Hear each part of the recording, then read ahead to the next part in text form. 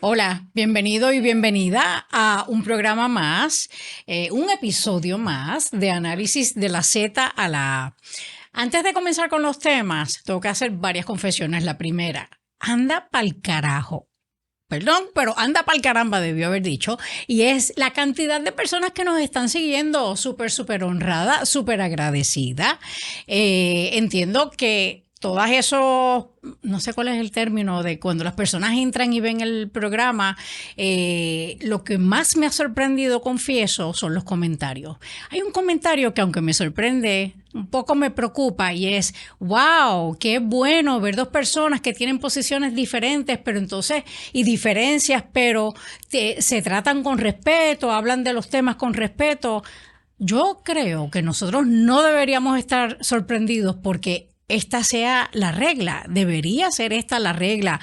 Yo invito a que cada uno y cada una de ustedes no aceptemos menos de nuestros líderes. Tenemos que exigirle a los líderes, sí, diferencias de opiniones, pero todo con respeto. Así que nada, gracias por sus comentarios. Lo otro que tengo que confesar es que antes de entrar mencioné que iba a pedirles que, ¿verdad?, se unieran a la página de nosotros, análisis de la Z a la A, en YouTube. Y entonces iba a decir una red que todavía no estamos en ella, pero me aclararon que debo decir que nos sigas también en Spotify. Confieso, yo todavía escucho música en Pandora, me dicen que eso está pasé, pero de todas formas espero que te unas, ya sea a través de YouTube o de Spotify, que lo voy a hacer próximamente. Volviendo entonces a los temas, sabes que aquí el amigo Aníbal Acevedo y yo nos estamos reuniendo semanalmente, grabamos para que tú lo escuches cuando puedas, pero nosotros estamos grabando los lunes y hoy vamos a estar discutiendo varios temas. Y antes de entrar a los temas, déjame saludar a Aníbal, bienvenido una semana más. Muchas gracias. Ya si alguien tenía duda de que este era tu podcast, no hay ninguna duda porque llevamos 2 minutos y 15 segundos y no me habías dejado hablar. Ni te he saludado, ¿verdad? Ni me saludaste, por un momento me iba a parar y me iba a ir. Pero aprovecho para darle las gracias a los que se han suscrito al canal. Recuérdese, pues suscríbase al canal YouTube. Y a los que nos han visto. Como cuestión de hecho, estoy un poquito preocupado. Yo creo que nos van a votar nuestros directores o nuestros productores. ¿Por qué? Bueno, la gente, los que no lo saben, esto nos ayuda a producirlo, los amigos de Puestos para el Problema, Jonathan y Luis. Entonces yo, por casualidad, porque igual que tú estoy entrando en este mundo de los podcasts, y nuestro segundo episodio, que se subió al aire hace una semana, o sea, el martes de la semana pasada, ya tiene 5,200 views, o sea, 5,200 personas. Que eso es mucho, ¿verdad? En este tipo de podcast es mucho, pero a eso es a lo que voy. Los últimos 2 episodios de Puestos para el Problema, uno tiene 2,700 y otro 2,100. Así que le estamos ganando a ellos. Creo que nos van a votar y vamos a tener que buscarnos otros directores y productores. Pero gracias por su sintonía. Me ha pasado lo mismo que a ti. Me he encontrado a mucha gente que me ha dicho que lo está escuchando. Los otros días me reservo, pero me encontré a una candidata del Partido Popular y un amigo le dice: llévala a la Z, eso que tú empezaste con Zoe. Así que gracias por su sintonía. Aníbal, antes de que entremos a los temas, ¿a ti no te está curioso cómo la gente encuentra raro y hasta agradece que pueda haber dos personas con posiciones diferentes en tantos temas, pero que lo hagamos, la discusión sea con respeto? A mí, a mí hasta me da pena. Bueno, por eso, por un lado, pues uno se siente halagado, porque reconocen eso, y pues lo tengo que decir, o sea, sí, lo reconocen y hacen expresiones positivas de los dos y de que estamos haciendo esto con seriedad y que eso es lo que hace falta, pero coincido contigo, es como que un elemento de sorpresa, como si se supone que o no nos pudiéramos sentar en una misma mesa, o si nos sentábamos en una mesa, pues era para caernos a galletazos o insultarnos públicamente. Y eso es un reflejo de pues el deterioro que ha habido en la discusión pública en Puerto Rico, en Estados Unidos y en otros lugares también. Pero a mí yo creo que entonces el mensaje tiene que ser que regresemos a exigirle a los líderes y las líderes que esta tiene que ser la regla tiene que ser el respeto. Esto de estar sacando mensajes en las redes, insultando a las personas, utilizando palabras soeces, está de más. Y además, yo recuerdo, antes de meterme directamente pensé en correr una campaña, yo miraba desde afuera las discusiones en el hemiciclo. Hace años atrás, era todo con un respeto y de momento empezó a cambiar la dinámica y empezaron los turnos a utilizarse para, en lugar de discutir temas e ideas y propuestas para Puerto Rico, se comenzaron a utilizar más para tirarse entre los miembros que estaban en esas bancas y comencé a preocuparme y a preguntarme, pero ven acá, ¿y estos líderes no saben que la gente los está viendo afuera? Particularmente los menores y las menores de edad. Si los líderes se tratan de esa forma, ¿qué tú puedes esperar de los niños y las niñas? Si ese es el ejemplo que están viendo. Así que la verdad es que me preocupa, como tú bien dices, halagada, porque, ¿verdad?, reconocen que nosotros tenemos la capacidad, pero yo creo que más que reconocer que nosotros tenemos la capacidad, creo que lo que tenemos que hacer es, como pueblo, exigirle a los líderes que esta sea la regla y no la excepción. Bueno, usted es la que manda, ¿con qué vamos a empezar? Pues mira, tú sabes que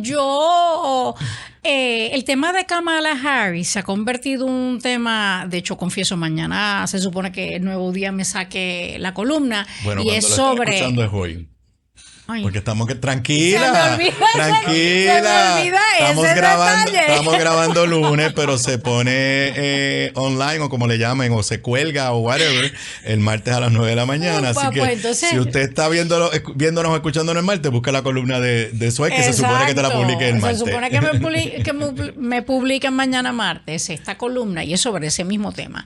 Y rapidito, porque no es el tema que queríamos discutir en detalle, pero primero, Aníbal, yo tengo que decir que yo me siento bien contenta, agradecida inclusive, de que nosotros tengamos en la nación por primera vez una mujer vicepresidenta. O sea, no es cualquier cosa, es una posición bien significativa.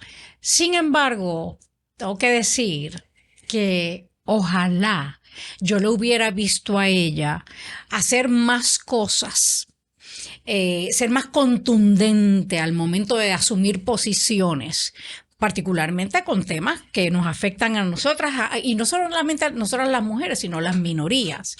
Y yo no la he visto a ella tan contundente. 20 personas me han dicho, oye, pero es que lo que dicen es que no se lo permiten, no la dejan. Yo, sin ánimo de compararme, ¿verdad?, a las presiones que ella pueda recibir siendo vicepresidenta de Estados Unidos, pero yo he estado en lugares donde a mí se me ha presionado para que no diga, para que no hable, para que no levante la voz. Y yo creo que en esos momentos es cuando entonces una tiene que tomar la decisión de, o lo voy a hacer en contra de quien me esté tratando de acallar, o sencillamente me callo. Y yo creo que... Su falta de brillo yo no creo que sea porque no la dejan hablar en Casa Blanca, porque si algo necesitaría Biden en este momento, con su problema de edad, que el pueblo norteamericano dijera, bueno, pues si él gana y pasa algo que se tiene que retirar o se muere, ella está ahí, ella es capacitada.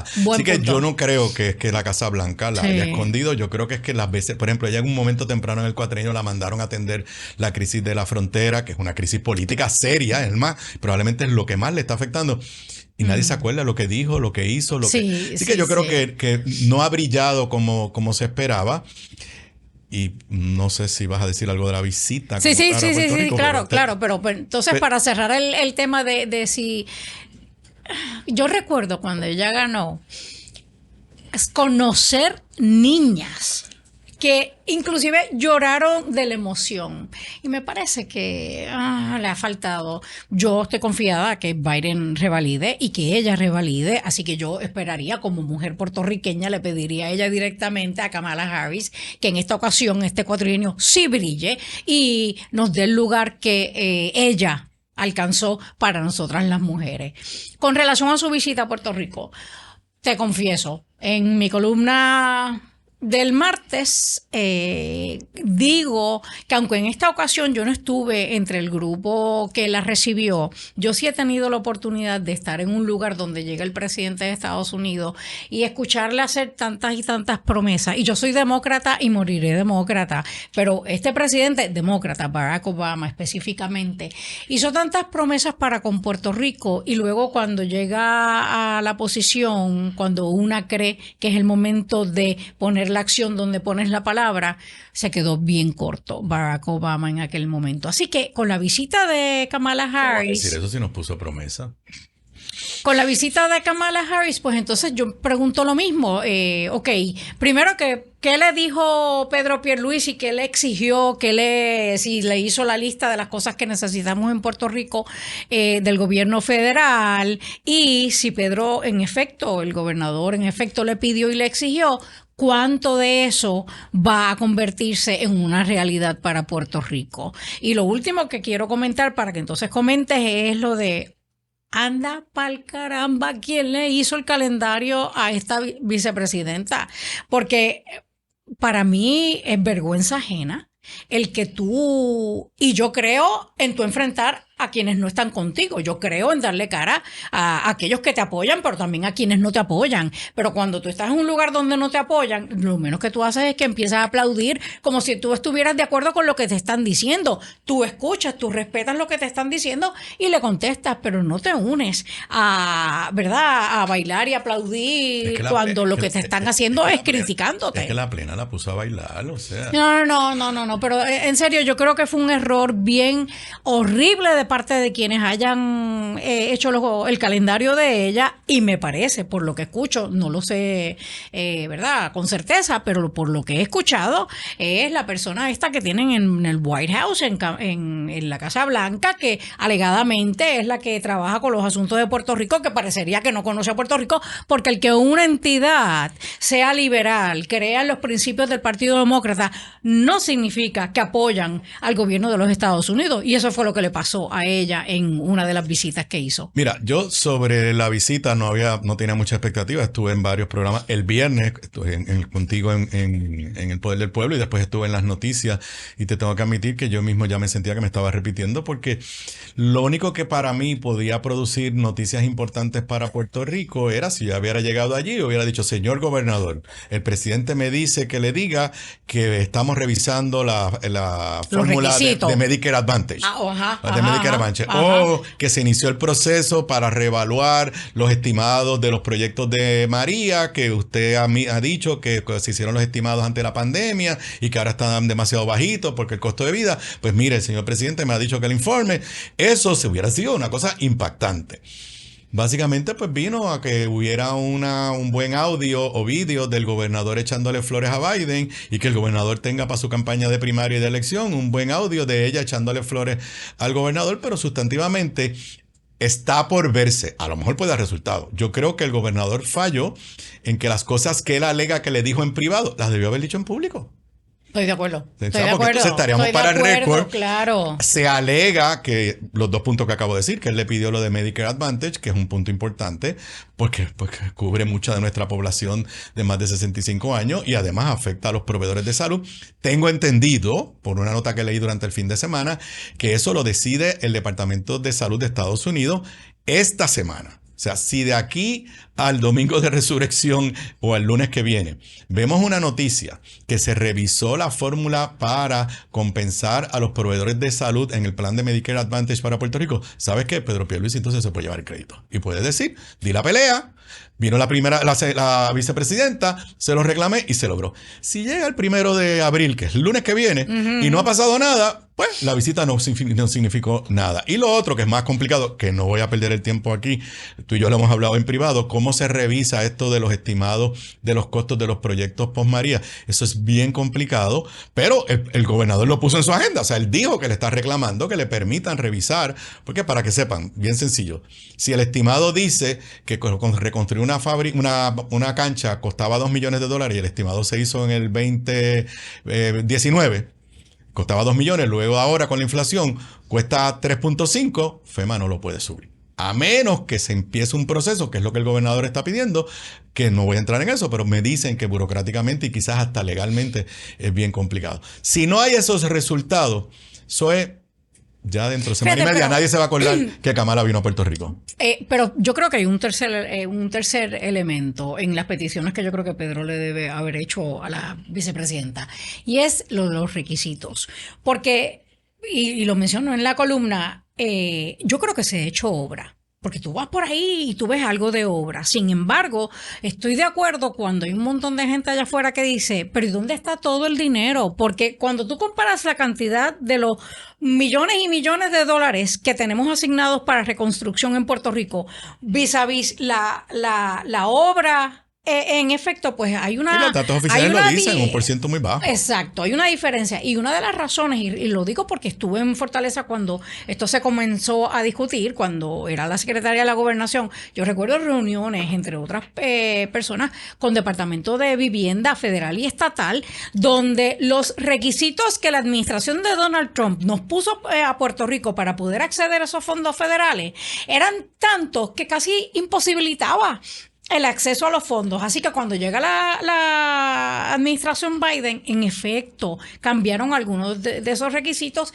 y se hizo menos complicado. Pero todavía es demasiado complicado y yo creo que hay espacio para aún cuando ya se hizo un cambio, se puede hacer más cambios para que el acceso a los fondos, particularmente a nivel de municipio, sea más fácil. No dije nada sobre la plena. Obviamente quizás los que no siguieron la noticia, cuando ella va a este centro cultural en Santurce, que era una escuela que cerró y se le entregó a un grupo comunitario, pues cuando ella sale hay un grupo de pleneros con un niño, pero el grupo era de adultos. Y básicamente pues, no le faltaron el respeto porque pudieron haber puesto unas letras insultantes, pero el coro de la plena era: queremos saber, Kamala Harris, ¿para qué tú viniste aquí? O sea, ¿qué tú estás haciendo aquí? Y era de crítica. Esas personas estaban allí porque eran parte de la visita. O sea, ellos no rompieron el hilo del Secret Service. Ellos estaban frente a la vicepresidenta, eran parte del montaje. Así que, número uno, alguien falló a nivel de Casa Blanca. Y número dos, el que recomendó que esos fueran los pleneros, pues yo no sé cuán comprometido está con la agenda del presidente, porque básicamente si él puso esos pleneros, el que recomendó, vamos a traer a los pleneros tales, sabía que esos pleneros iban a ir con unos mensajes en los cuales probablemente hasta tú y yo estamos de acuerdo. No a la colonia tenían la camiseta, lo de Gaza, lo de la franja, pero son temas, sí. Son temas que confrontan al presidente y a la vicepresidenta con una situación incómoda para ellos. Así que no hubo un incidente que lamentar. Ese clip que lo están viendo ustedes ahora mismo, de ella aplaudiendo y de momento deja de aplaudir, ha corrido por lo menos a nivel de redes, hasta el Partido Republicano lo puso en una de sus páginas de Twitter. Y entonces uniendo eso a que, vamos a ser realistas, ella viene aquí a Puerto Rico porque sí puede que le interesen los 3.2 millones de puertorriqueños y puertorriqueñas, pero más le interesa, ninguno de nosotros puede votar viviendo en esta colonia, pero entonces más le interesan los 5 millones que viven en los estados que sí pueden votar. Y por eso... Y los chavitos que se llevó. Pero Aníbal, eso lo hace todo el mundo. Exacto, yo sé. Exacto. Suena como que estás criticando. Sabes que todo el mundo hace lo de los chavos. Tú recogiste chavos. Todos los políticos y políticas recogemos chavos. Pero yo me hago la pregunta si la razón si fue: vamos a hacer un fundraising en Puerto Rico y entonces, como vamos para allá, pues hazte 2 eventos de gobierno, o si fue al revés. No, yo creo que es al revés, porque Joe Biden la semana pasada estaba en Arizona diciéndole a los latinos, ¿saben qué? Yo gané contra Trump en el 2020, gracias al voto de ustedes, regresen donde mí. Y yo creo que vino Jill Biden, la primera dama, la semana pasada, ahora viene Kamala Harris, y yo creo que esto no es un vacío, esto es Joe Biden y su administración buscando el voto latino, buscando el voto de los puertorriqueños, que son 5 millones más o menos allá. Y entonces yo lo que creo es que ese video que acabamos de ver de ella aplaudiendo cuando le están un poco mocking her o haciendo burla, en lugar de ayudar a la administración Biden-Harris, lo que hace es que al revés, es un impacto negativo. Veremos a ver si lo vemos en un anuncio pro Biden o en un anuncio pro Trump, el video de ella. Bueno, ya lo sacó el Partido Republicano, tú sabes, y yo creo que sí, yo creo que al final tiene un impacto negativo. Pero, ¿sabes qué? Más importante que eso para mí es lo que tú estabas diciendo, de si de aquí el lunes vemos algún cambio en lo de Medicaid. Ya lo dije. O en otros... Si cambia lo de Medicaid, me van a ver aplaudiendo al gobernador. Pues claro. Porque, va a ser la presión que él hizo, obviamente con el sector privado, que lleva dando la batalla. Pero por otro lado, y así es la política, el gobernador elevó la vara, dijo: yo se lo pedí a la vicepresidenta, si de aquí a la semana que viene no pasa nada, pues también tendré que decir que no le hicieron caso. Y eso está por verse. No, y por el bien de Puerto Rico yo espero que le hagan caso con eso y con todo lo otro que haya podido pedir. Yo creo que, Aníbal, tenemos que... Tú y yo cuando comenzamos este podcast lo dijimos a la gente y dijimos que la expectativa es que el análisis de la Z a la A se convierta en una herramienta de información para que la gente entienda un poco lo que está pasando en Puerto Rico y nosotros podamos proveer información, ser lo más objetivo tú y objetiva yo posible, reconociendo que somos, ¿verdad?, seres humanos y tenemos nuestras preferencias y lamentablemente prejuicios. Pero entonces para que la gente escuche y pueda tomar sus decisiones. Y hay un tema que me parece que está tan polarizado y es el tema del caso en el tribunal de instancia con relación a si había o no había que recoger endosos de los candidatos y candidatas de tanto Movimiento Victoria Ciudadana como de Proyecto Dignidad para ciertos puestos. Y tú y yo habíamos ya hablado de este tema en los episodios anteriores, pero hoy pues contamos con el beneficio de que el juez, si Anthony recuerdo correcto, Cuevas el jueves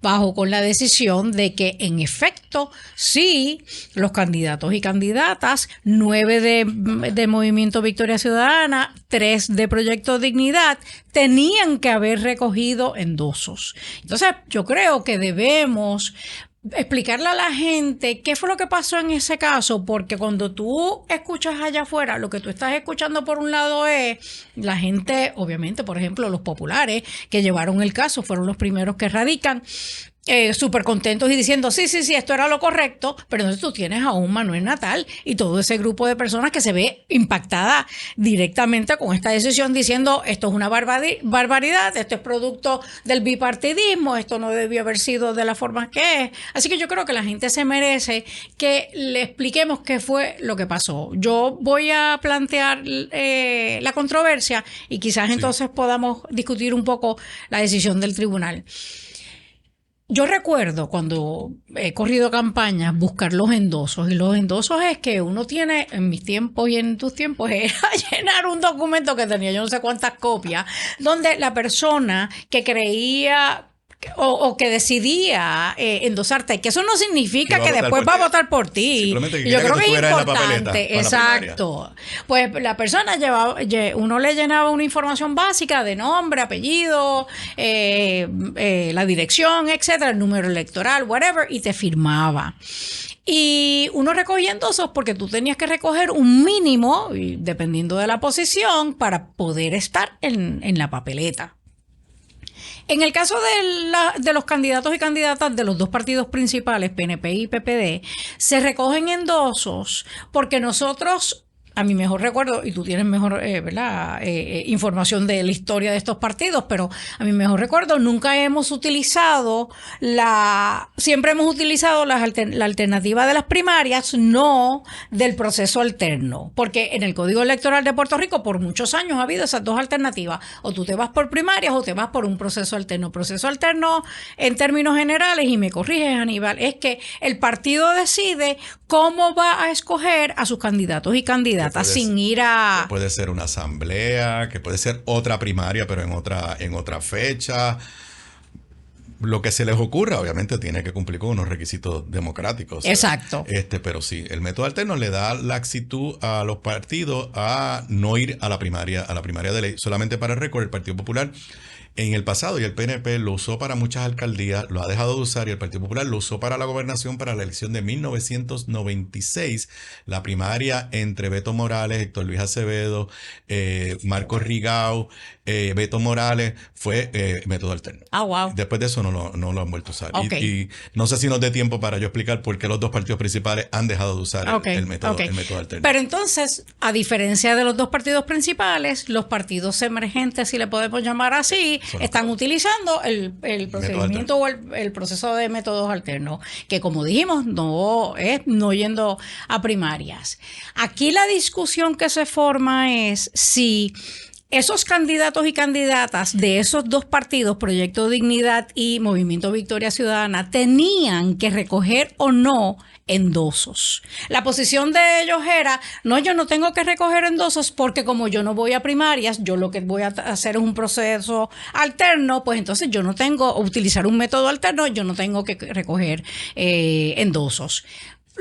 Varios candidatos y candidatas, yo creo que candidatos nada más varones, después se unió una mujer en el Partido Nuevo Progresista, pero primero fueron unos varones candidatos del Partido Popular Democrático que demandaron, y entonces dijeron, no, espérate, si yo tengo que recoger endosos, ellos también en Victoria Ciudadana y en Proyecto de Dignidad tienen que recoger endosos. Demandan y más adelante se unen unos candidatos y una candidata del Partido Nuevo Progresista como interventores, o sea que intervienen en el caso porque entienden que las alegaciones del Partido Popular Democrático son las correctas.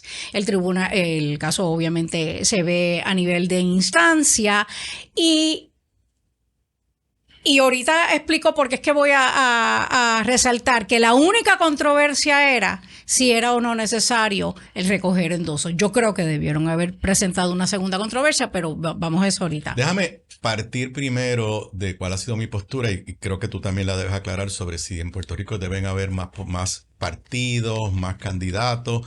Yo he escrito sobre eso, yo creo que sí. Yo creo que nosotros tenemos que facilitar el proceso y voy a decir una cosa absurda. Si alguien quiere postular un partido monárquico, pues diga. ¿Por qué? Número uno, porque creo que pues, la gente debe tener opciones. Y número dos, porque estamos teniendo un problema de abstención electoral que tú y yo lo hemos hablado aquí.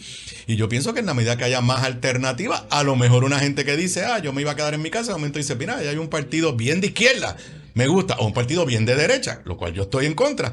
Así que yo creo que debe haber mayor participación y que el proceso debe facilitar que haya incluso candidatos independientes. Es más, por una controversia que ha estado en la prensa de Estados Unidos, en New Jersey, para ser candidato al Senado federal de todo New Jersey, tiene que recoger 1,000 endosos. Y aquí lo hacen bien complicado. Pero eso es otro tema. También dicho eso... Déjame interrumpirte para que entonces esté claro, for the record, como decimos, o para el récord, definitivamente, yo estoy de acuerdo contigo. Yo creo que a mayor cantidad de personas que se puedan presentar como alternativa... Estoy riendo porque te iba a decir, como cuando dijiste for the record, te iba a decir, como decimos nosotros los estadistas. No, iba a decir los abogados y abogadas. Pues anyway. Te interrumpí de maldad. No sé. Pues yo creo que a mayor cantidad de alternativas, candidatos y candidatas es mucho mejor. El elector y la electora puede todavía ser más exigente, que es lo que yo creo que debe pasar, seamos exigentes. Y yo creo que el código electoral, después de esto, urge que en la próxima sesión empiecen a evaluar las enmiendas, porque no es justo. La verdad es, y yo veía ¿fuiste tú que me lo envió? Alguien me envió un video de esta niña, Alexandra Lúgaro, diciéndole, oye, si tú quieres competir contra los dos partidos, tienes que entonces seguir las reglas, porque las reglas las han establecido ellos hasta que podamos nosotros establecer las reglas más justas. Y yo creo que aun cuando en las próximas elecciones ganara nuevamente en la mayoría PNP y PPD, hay una deuda para con Puerto Rico de que los partidos, aunque sean los mayoritarios, enmienden ese código electoral para que haya más alternativa de participación. Dicho eso, yo pensé que Victoria Ciudadana iba a prevalecer en el pleito. Ahora, siempre dije aquí, y lo dije en mi podcast, que no era una demanda frívola. Yo sé que tú siempre decías que entendías que iban a prevalecer los demandantes o los querellantes, como se llama en este caso. Creo que todavía hay unos argumentos que Victoria Ciudadana pudo haber hecho mejor y sabe lo que pasa en el Tribunal Supremo y quizás no da tiempo para discutirlo hoy. Pero la demanda no era frívola. No. Y tengo que decir que en estricto derecho, luego de leer la opinión, la sentencia del juez Anthony Cuevas, el juez me convenció. Claro, hay unos argumentos que el juez no discute, unos posibles argumentos que yo no sé si Victoria Ciudadana los hizo de forma correcta. Es más, me estoy anticipando, creo que necesitaban presentar testigos para poder hacer esos puntos y ellos sometieron el caso por los escritos. No sé si quieras que ya entremos a los argumentos como tal del juez, pero para mí hay dos argumentos bien fuertes que me convencieron. número uno, yo sabía que no era frívola. Yo ahorita voy para las posturas políticas, pero vamos quizás a ver primero en estricto derecho. O sea, yo sabía que no era frívolo y como lo elabora el juez, me parece que en estricto derecho, aunque no me guste el resultado, porque yo hubiera querido y quiero que estén todos los posibles candidatos es más, por mí que hasta Eliezer Molina lo hubieran certificado. No cumplió. No estoy diciendo que el tribunal falló en el caso de Eliezer Molina, pero a mí me parece que yo difiero de Eliezer Molina en todo, pero me parece que hay una gente que quería votar por él y ojalá hubiera podido estar en la papeleta. O sea, que aunque difiero del resultado, tengo que decir que la opinión del juez está bien fundamentada e inclusive en estricto derecho, porque yo no me considero un experto en la ley electoral. O sea, tampoco vengo aquí en estricto derecho. Me convenció que los argumentos eran sólidos. Yo, habiendo dicho que estoy hoy de acuerdo contigo, y lo he dicho no sé en cuántas ocasiones, que yo creo en que a mayor participación se beneficia la democracia, igual he dicho que el Estado de Derecho, el que sea, te guste o no te guste, tiene que aplicar por igual a todo el mundo. Y por eso es que desde un principio, cuando empezó este caso a nivel de instancia, yo decía, no. Yo no estaré de acuerdo con que los descalifiquen. De hecho, yo he dicho aquí en otros lugares, Ana Irma, a mí me da una pena porque yo creo que ella es una excelente servidora pública y la perdemos, pero la realidad es que el Estado de Derecho, te guste o no, el que sea, le tiene que aplicar por igual a todo el mundo. Y entonces, yo no sé si podemos un poco poner en la pantalla uno de los argumentos que desde el principio yo había mencionado, esa mismo, el reglamento. A rayo, yo no lo veo. Yo lo tengo aquí, mira, espera. yo no veo allá. Ok, ahí dice. Yo me estaba anticipando, es que para que ellos sepan, la pantallita que nos ponen a nosotros es tan y tan pequeña que no hay forma de leer. No es que estemos viejos y ciegos. No, yo no tengo problema con aceptar, estoy vieja y ciega, pero no importa. Pues, habla por ti. Sí, exacto, por mí. Eso fue lo que dije. Yo no dije que tú estás viejo, yo dije que yo estoy vieja y ciega. Dice esta parte, estoy leyendo textualmente de la opinión del tribunal, que para mí es el argumento porque antes de leerlo, recordemos, Estado de Derecho no solamente es lo que dice la ley, que es el Código Electoral del 2020. Estamos hablando que las leyes se complementan con reglamentos. Y los reglamentos tienen que pasar un proceso de inclusive comentarios de terceras personas. La LPAU, que es la Ley de Procedimiento Administrativo Uniforme, exige un proceso. Y luego de que pase ese proceso, ese reglamento, entonces se presume que es válido y que es legal. Pues aquí en el caso no solamente está el Código Electoral, sino también los reglamentos aprobados por la Comisión Estatal de Elecciones. Y desde el principio yo había mencionado esto que el juez señala, y leo ahora sí directo de la sentencia del tribunal. Dice: adicional al texto de la ley, el reglamento de erradicación de candidaturas dispone que las personas seleccionadas mediante un método alterno de nominación no tienen que cumplir con el requisito de presentación de peticiones de endoso. Y aquí viene lo importante: siempre y cuando sean escogidos y el expediente con los documentos requeridos sea radicado en o antes de las 12 del mediodía del 30 de diciembre del 2023. El tribunal sigue diciendo: el texto íntegro de la sección 3.1 dispone que, esta es la sección del reglamento, las personas seleccionadas mediante un método alterno de nominación no tendrán que cumplir con los requisitos de presentación de peticiones de endoso para primarias para calificar como candidato o candidata. Y entonces, ¿verdad? En bold, en subrayado, dice: siempre y cuando sean escogidos y su expediente con los documentos requeridos sea radicado por su partido político como candidato único en la comisión en o antes de las 12 en punto del mediodía del 30 de diciembre del 2023, énfasis del tribunal. Entiéndase que Ok, tú te vas por método alterno, pero tú tienes que antes del mediodía, el 30 de diciembre, el partido al que tú perteneces, en este caso el Partido Dignidad, Proyecto Dignidad. No, Victoria Ciudadana. Bueno, los dos. Los dos y Movimiento Victoria Ciudadana tenían que haber enviado una certificación a la Comisión Estatal de Elecciones antes del mediodía del 30 de diciembre del año pasado, diciéndole, ¿sabes qué, Comisión Estatal de Elecciones? Estos son mis candidatos, no tienen que recoger endosos porque nos vamos por el proceso interno y porque son candidatos únicos. Entiéndase que para la misma posición no había otros candidatos compitiendo y ahí fue el problema. Había otros candidatos, no eran candidatos únicos y al no notificar a la comisión, entonces... Antes que saliera la decisión, tú y yo habíamos hablado, no sé si era cuando tú ibas a mi podcast, que yo no te dejaba hablar y entonces por eso te inventaste Aníbal, ¿sabes qué? Yo estoy esperando que me manden a algún sitio al aire. Estoy a punto de mandarte para el carajo. Porque no, este podcast no es yo buscando dónde poder hablar, perdóname. Yo hablo donde me dé la gana, pero dale. Pero tú y yo, cuando habíamos hablado anteriormente, creo que era en mi podcast, yo te decía, bueno, es que el reglamento no puede poner un requisito que la ley no tenga. Y todavía me sostengo en eso. Pero la decisión del juez, y ahí es que me convenció, dice que en la ley de 1900, en el código de 1977 y luego en el código de 2011 se decía, había una oración que decía que en el método alterno nunca tenías que pedir endoso y el juez dice, esa oración la eliminaron.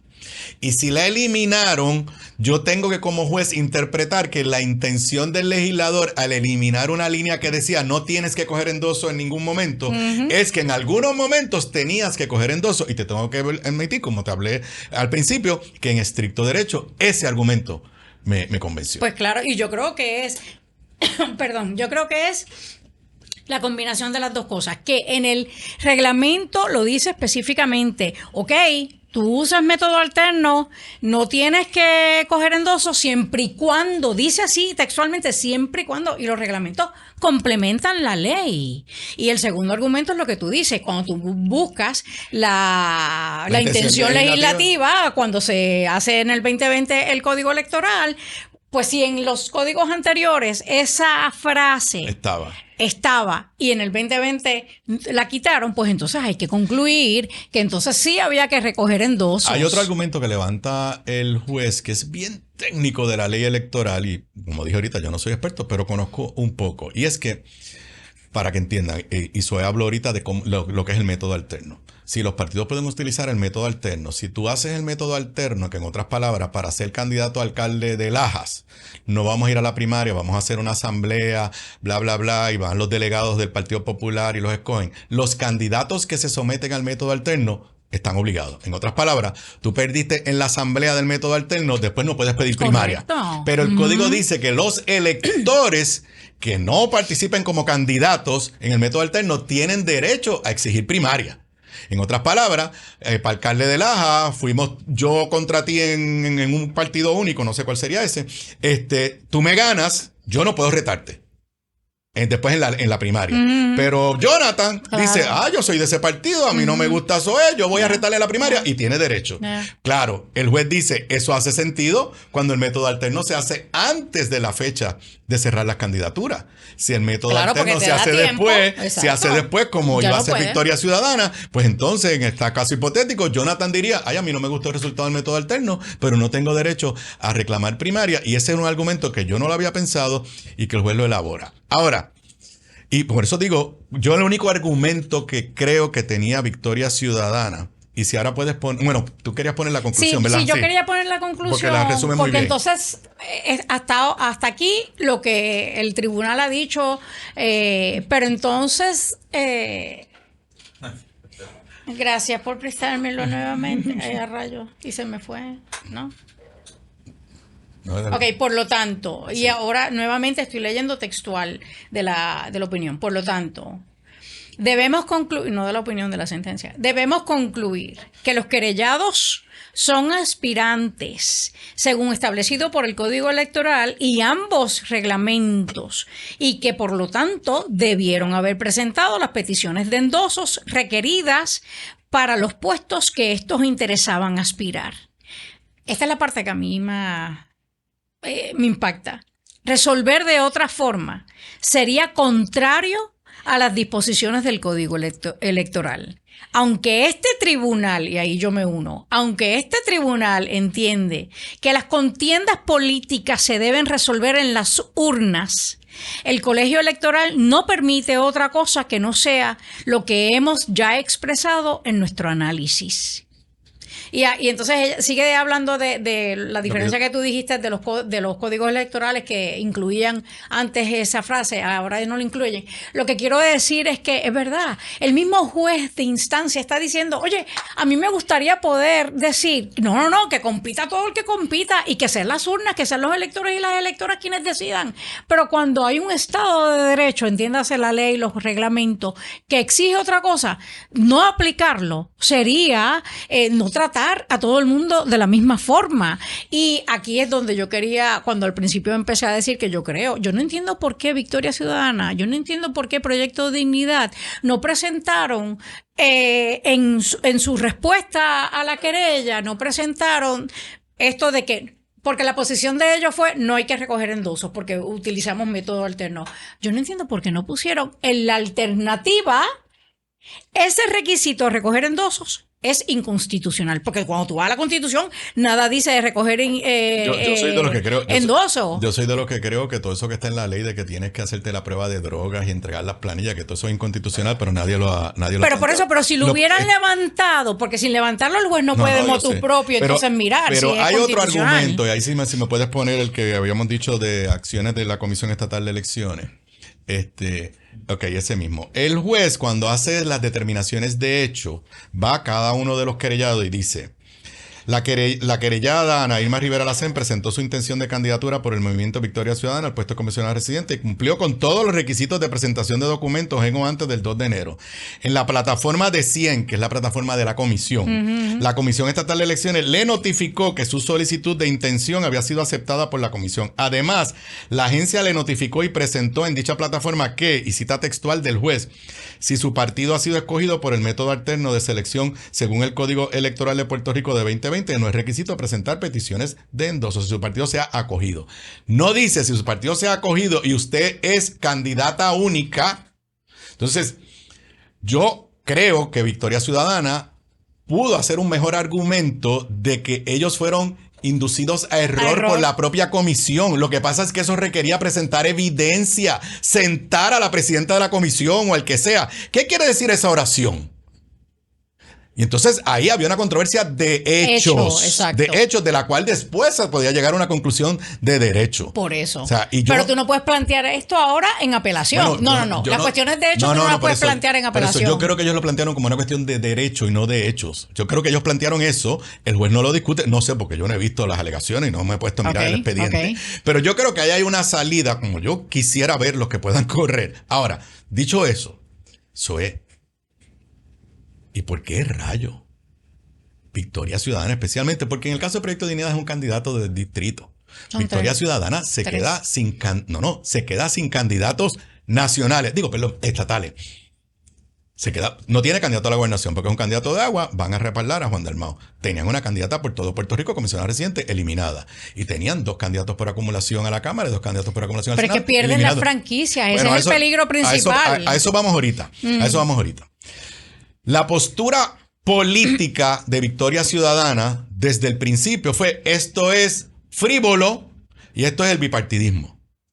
Pero del jueves para acá, desde que salió la decisión, nos hemos enterado que hubo discusiones internas en Victoria Ciudadana.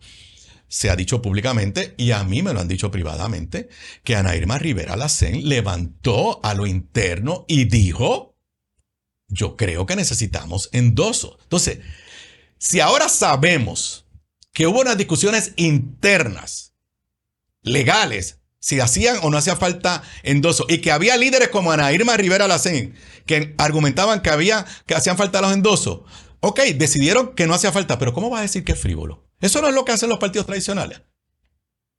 De eso no es lo que ellos se quejan. Que los partidos tradicionales le dicen a una gente unas cosas para argumentar, pero privadamente piensan otras. O sea, ¿cómo puedes haber dicho que era frívolo cuando tuviste una discusión interna al más alto nivel de que hacían falta los endosos? A mí me parece que aquí, y en el periódico fue citado Néstor Duprey en este fin de semana pasado diciendo, ok, que él es de la alianza y la defiende, pero él dice, pero aquí alguien tiene que explicar qué fue lo que pasó. Claro, claro. O sea, yo creo que ellos tienen que hacer una introspección. Porque vuelvo y te repito, una cosa es que tú digas, es una demanda del bipartidismo en contra de nosotros, aquí hay unos argumentos, nosotros lo analizamos y entendemos que no hace falta los endosos. Pero todo el tiempo esto es frívolo, esto es frívolo, esto es frívolo, cuando sabemos que internamente había gente del propio partido diciéndole, mira, no es que no es frívolo, es que yo creo que hace falta coger endosos. Es que tú sabes que yo creo que esto es una muestra de que no es lo mismo tú estar acá afuera todo el tiempo criticando que cuando tú entras y eres parte de. Porque yo creo que es un buen punto. Esto es una falta de transparencia, porque ellos siempre han acusado a los dos partidos principales de eso mismo, de hablar quizás para las gradas y adentro es otra cosa, que fue lo que obviamente, ¿verdad? Si lo que tú dices es correcto, que hubo esa conversación entre Ana Irma y que ella insistía que había que recoger endosos y le dijeron, cállate porque no los vamos a recoger, pues definitivamente estoy contigo. ¿Cómo tú criticas eso en otros partidos si tú estás haciendo lo mismo porque saliste públicamente a decir esto es frívolo? Pero yo creo que eso es una muestra, y yo le añadiría a la actitud que asumieron cuando la representante María Nogales fue señalada.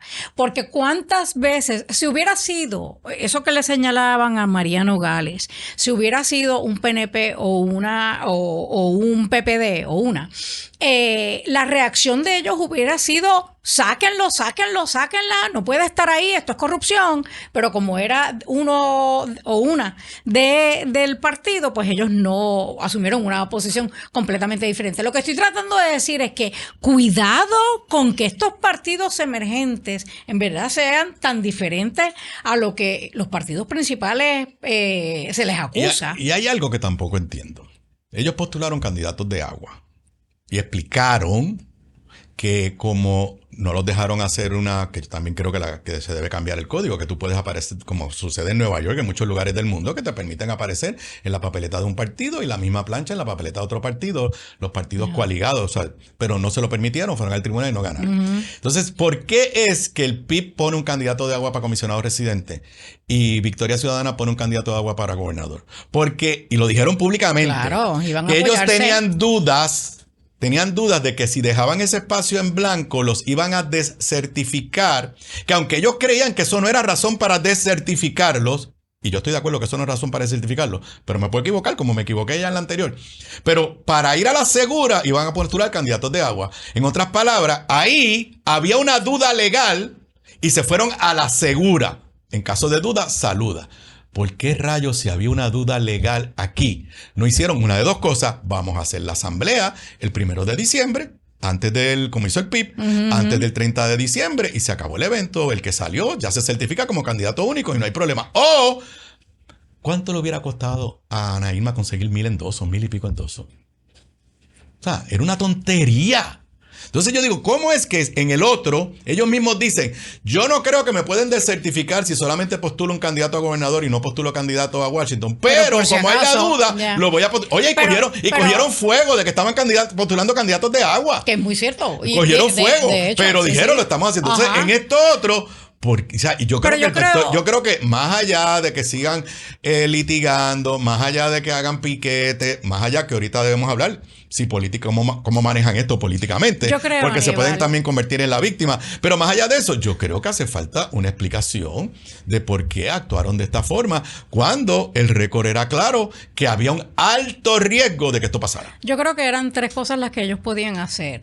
La que tú dices de recoger los endosos o hacer las primarias, el método alterno antes de la fecha que exige el código, o el tercero. Y yo esas 2 creo que un poco hubiera sido, yo creo que no hay que recoger endosos, yo creo en esto, pero por si acaso, y no sé, quizás hubiera sido un poco aceptar que ellos estaban mal, hacerlo como tú dices. Pero yo creo que el tercero, que desde mi punto de vista, desde el punto de vista estrictamente legal, es lo que yo no entiendo. Porque en la contestación a la demanda no traes el argumento de que ese requisito es inconstitucional. Pero ese era pos y tenías todavía el riesgo de que entonces no te aceptaran la constitucionalidad y estuvieras donde está. O sea, pero claro, ellos lo que tenían era que evitar el pleito. Como hicieron con lo del candidato de agua, evitar... No estoy tan segura porque yo creo que haber evitado el pleito hubiera sido aceptar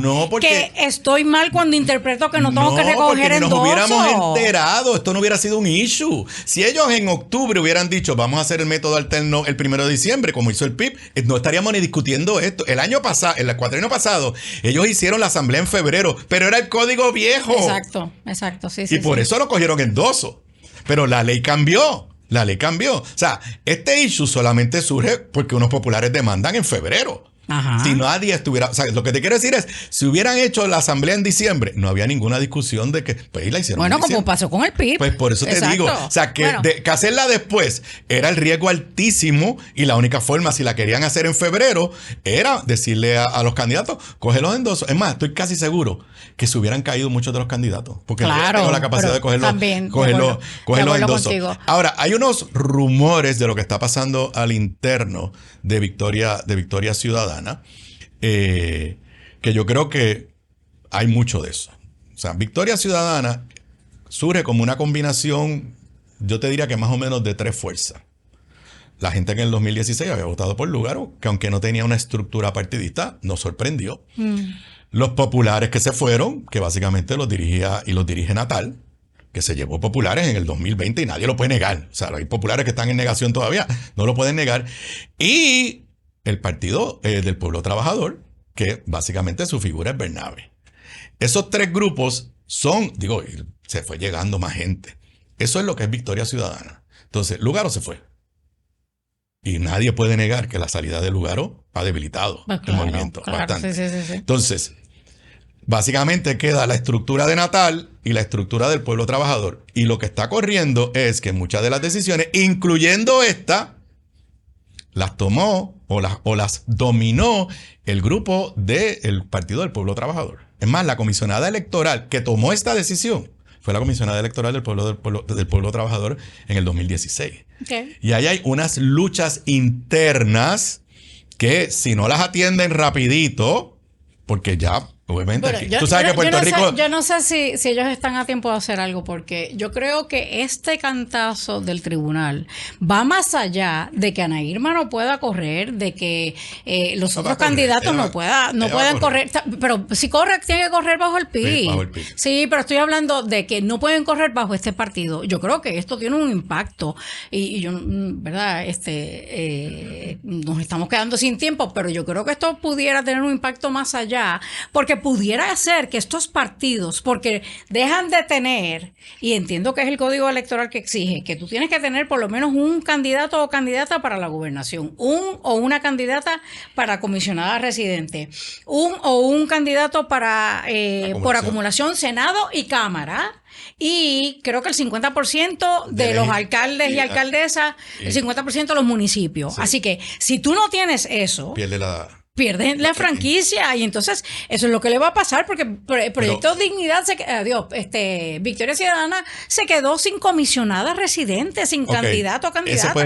Ese puede ser un asunto académico porque ellos iban a quedar sin franquicia para las próximas elecciones, porque los requisitos para quedar inscrito es X% de voto 2%, íntegro, de voto íntegro, que no lo van a tener porque van a pedir voto mixto, y X% de voto por gobernador, y como ellos tienen un candidato a gobernador de agua, no iban a quedar inscritos. Así que eso no creo que sea la preocupación. La preocupación es si los van a desertificar ahora, que para esta elección no tengan comisionado electoral, no tengan participación en la Comisión Estatal de Elecciones y no tengan funcionarios de colegio.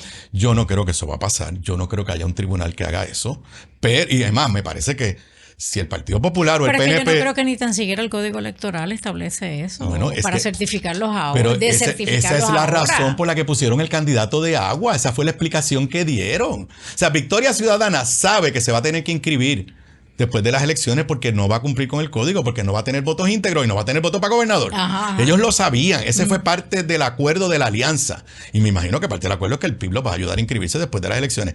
Ahora, entonces, pero ellos dijeron, tenemos que postular un candidato de agua. Y yo recuerdo a Juan Dalmau explicándolo, diciendo, porque tenemos el temor, aunque no creemos que eso es lo que dice la ley, tenemos el temor que nos quiten la franquicia ahora y nos quedemos sin representación en la comisión y sin funcionarios electorales.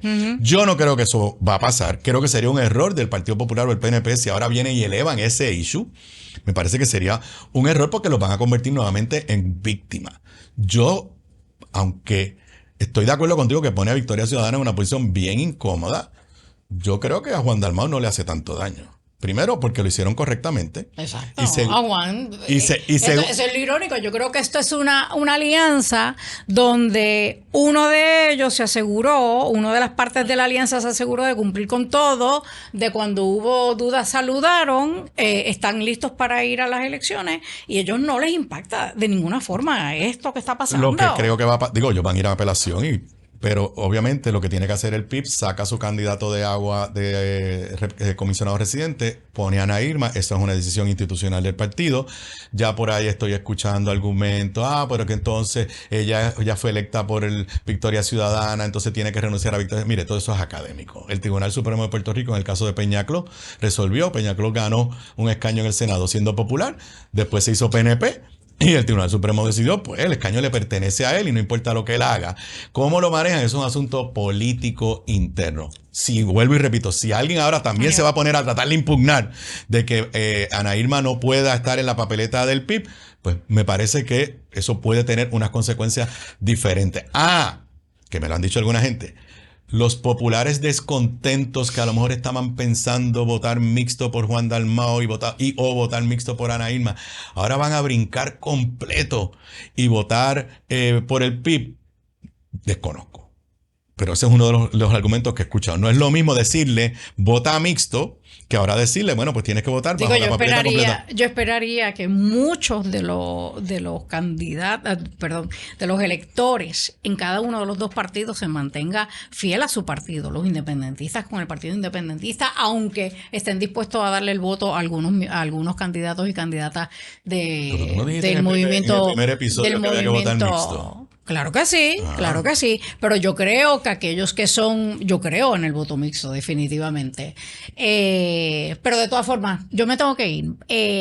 Agradecida nuevamente por la sintonía. Yo creo que aquí lo importante es que usted sepa que todavía no hemos visto el final de este caso, porque ellos van a apelar, así que yo no sé si irán a nivel de apelativo o llegarán hasta el Supremo. Asumo que sí que llegarían hasta el Supremo, pero eso está por verse. Yo creo que un punto que aquí no nos dio tiempo hoy a cubrir, que quizás podamos hacerlo en una próxima ocasión, es el impacto ya no tanto desde el punto de vista de derechos, sino el impacto desde el punto de vista político. Partidista, cómo afecta a cada uno de los partidos. Pero a la gente que cree en el movimiento Victoria Ciudadana, yo creo que todavía no deben sentirse que hasta aquí llegaron. Hay todavía un camino por recorrer, ¿verdad? Todavía no sabemos qué va a decidir a nivel apelativo y supremo. Pero yo voy a insistir. Sí, yo creo en el voto mixto. De hecho, ya yo comencé a votar mixto. No sería, en las próximas elecciones votaré mixto, no sería la primera vez que lo haga. Pero yo creo que lo más importante de todo esto es... Estabas en la tribuna, tú no gritabas una sola cruz debajo de la palma. ¿En qué tribuna? Cuando estaba en la tribuna. Yo creo que lo importante de esto es que usted, elector, electora, sea exigente. Y no necesariamente... Aquellos que lo hacen los respeto, pero no necesariamente votar por partido político, sino votar por aquel o aquella candidata que en efecto representa lo que usted quiere para Puerto Rico. Con esto yo me despido. Aníbal, gracias. Nos vemos entonces la próxima semana. Gracias por la invitación y nuevamente suscríbase a nuestro canal en YouTube, Análisis de la Z a la A. Compartan si ya vieron los primeros 2 capítulos y cuando vean este capítulo, denle share, compártanlo, envíenselos a sus amistades, a quien sea. ¿Y dónde es que lo pueden buscar? En En YouTube. Y en Spotify. En Spotify, que después yo te explico lo que es Spotify. No te preocupes, yo me explicaron. Gracias. Bye. Bye.